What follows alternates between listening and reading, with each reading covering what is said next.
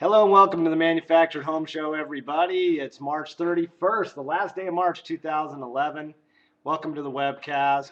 We're running a little bit late this morning, and we're sorry about that, but hey, we're here now. We're brought to you by ManufacturedHomeMart.com. That was excellent. Another one of the pitfalls of broadcasting from home. Get the peanut gallery over here. Nice sneeze. ManufacturedHomeMart.com. Go there, manufactured housing. And let me introduce the sneezer, my wife, and the washer of dishes in the kitchen adjacent to the webcast booth. This is my space. Can you be quiet over there? No. All right, welcome to the show, everybody. There is no outline for today's show. This is completely off the cuff. I did mention yesterday that we would talk about Twitter. And the reason I wanted to talk about Twitter is because I was listening to the interview Howard Stern had with the founder of Twitter, who is a young guy. His name is Biz, which is not his real name, but it's sort of a nickname. But he was an interesting guy, and a bunch of things sprang to my mind as I listened to Howard Stern interview this guy Biz, the founder of Twitter. If you don't know what Twitter is, I can't help you. By this time, everybody with a computer and an internet connection knows Twitter. Maybe you don't use Twitter, and that's okay. Not everybody does. I do. The manufactured. Hello. Hi there. Sorry, folks. My lovely wife along. Love you, baby. Nothing. Well, it's the story of my life, ladies and gentlemen. I put things out there. I put out this good content. And what happens? Nothing. Par for the course. Anyway, I was talking about Twitter, and let's get right into it.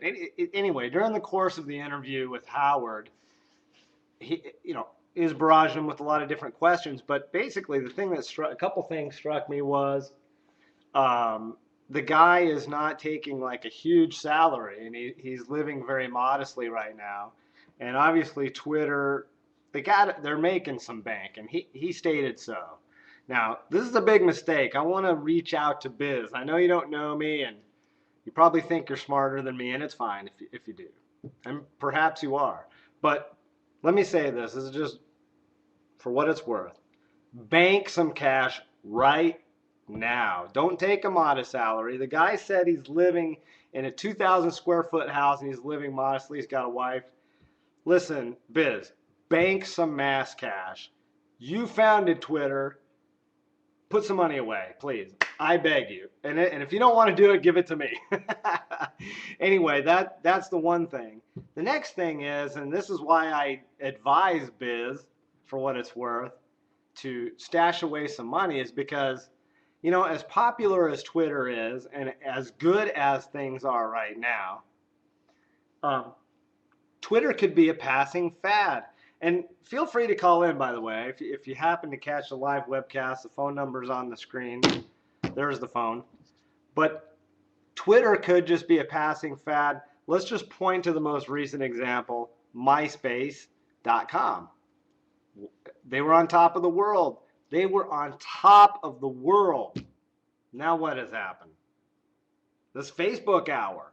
So while Twitter is the king of the hill and the top of the heap at the moment, it could pass. I'm telling you.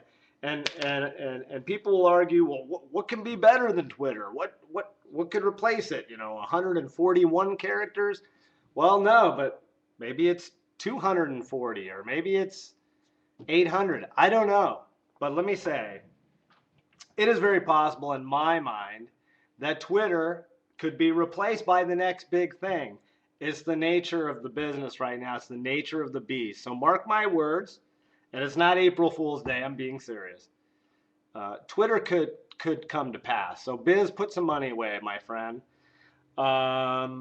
That's about all I got to say about Twitter. I will say that I really do like Twitter, and I do effectively try to use it. from a business standpoint, I mix in some of my personal things, but not too much. But I have no personal Twitter account. I like the idea of using it for business. Same thing with Facebook as well. But Twitter, what makes Twitter so effective is that it's the most current thing. It's the fastest thing. It's instant headline news, if you will. That's the beauty of Twitter. And it's concise. And also the fact that you can link to whatever content you want to present in your tweet. That's extremely valuable. So 140 characters, yeah, sure, you can put a link in 100, and that's the whole point. And I think it's great. It's free. I think they're doing the right things.